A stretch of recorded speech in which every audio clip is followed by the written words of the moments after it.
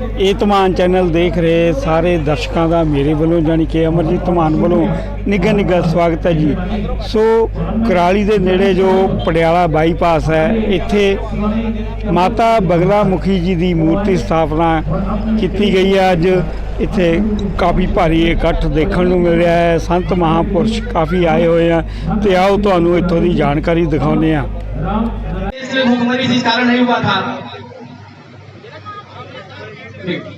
तो इसलिए उस समय ही सनातन वैदिक हिंदू राष्ट्र भारत को घोषित बहुत आवश्यक है।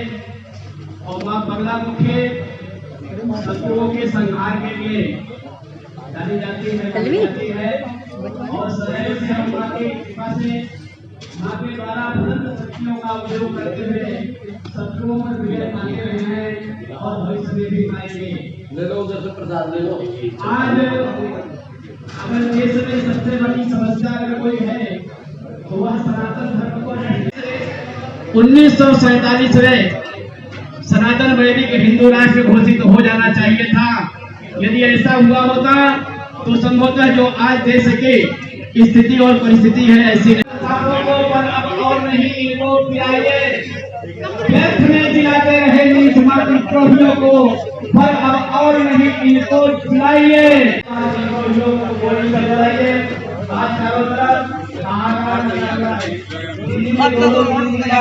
हमें इन गुरुओं की शरण में बैठने का, जब बोलने का अवसर मिला है, तो दिल की गहराइयों से सभी गुरुजनों का यहाँ पहुँचने पे हम हार्दिक अभिनंदन करते हैं, शुक्रिया अदा करते हैं।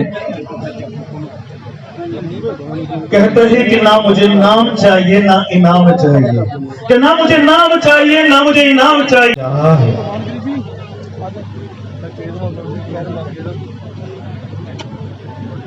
मैं आप सभी के बीच उद्बोधन के लिए अपने मुखरबिंद से प्रवचन देने के लिए तूफान गिरी जी को मैं बुलाता हूं। स्वामी तूफान गिरी जी आप आए और अपने शब्दों से हमें सभी को कृतार्थ करें। मानवता जो आज करा रही है, जो संकटग्रस्त है, जो विपत्ति में पड़ी हुई है, उससे निकाला जा सकेगा। हिंदू राष्ट्र का मतलब यह नहीं होता है कि बाकी लोग, बाकी उपासना पद्धतियों को मानने वाले लोग यहाँ नहीं रहेंगे। हिंदू पद्धति जो है वह सर्वे भवन्तु सुखिनः सर्वे सन्तु निरामयाः सर्वे भद्राणि पश्यन्तु मा कश्चित् दुर्भाग् भवेत्, इस पर विश्वास करती है, इस पे काम करती है। मेरी ही संस्कृति सर्वश्रेष्ठ है ऐसा नहीं मानते। एकम सद विप्रा बहुधा वदन्ति, सत्य एक है, लोग उसे अलग अलग तरीके से परिभाषित करते हैं, हमारी मान्यता है। हमारा मानना है कि आप ईश्वर को जानो, आप ईश्वर को जानो, अर्थात आप स्वतंत्र हैं। अपने तरीके से, अपने हिसाब से, अपने उपासना पद्धति से, अपने साधना के बल पर आप ईश्वर तत्व को जानो। और दूसरों का यह है कि आप अल्लाह को मानो।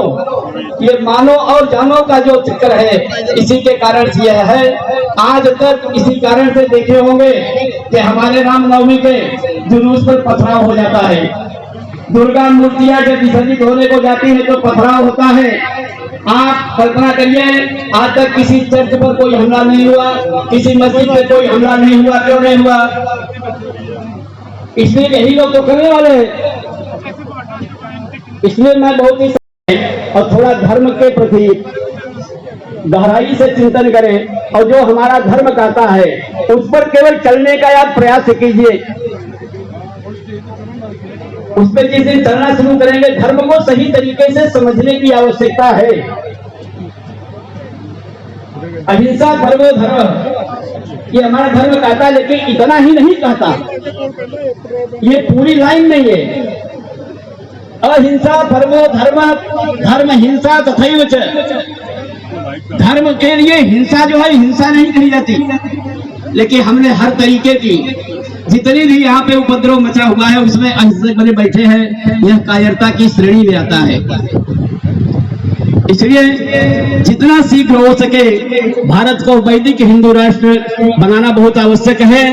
इसलिए जब सोने तक पर जंग चढ़ा लोहे को दोष लगाना क्या, जब माली ही कमजोर हो तो फिर कागों से बाग बचाना क्या, जब मौसम ही मक्कार तो फिर बादल से आस लगाना क्या, और जब हर कोई गद्दार तो फिर गद्दारों को आजमाना क्या।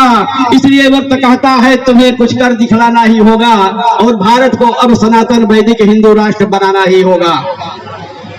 देश की जो वर्तमान स्थिति है उसको आप ध्यान दीजिए। हिंदी पढ़ने पर पाबंदी, हिंदू कहने पर पाबंदी, कश्मीर में अमर तिरंगा फहराने पर पाबंदी, केवल हिंदू की दलबंदी, केवल हिंदू की हदबंदी, दुर्भाग्य देश में होती है केवल हिंदू की नसबंदी। हिंदू की केवल एक और उनकी है 4-4 शादी, हिंदू के 2003 वहां क्रिकेट की टीम ही बनवा दी। मेरी गुजारिश है जितने भी भक्तजन खड़े हुए हैं वो बैठने की कृपालता करें, क्योंकि पंजाबी का शब्द है कि जेड़े बह जाएंगे तो बड़ा कुछ ले जाएंगे, जेड़े बह जाएंगे इथों बड़ा कुछ ले जाएंगे, जेड़े इत्थे आके भी खड़े रहणगे वो किते ना किते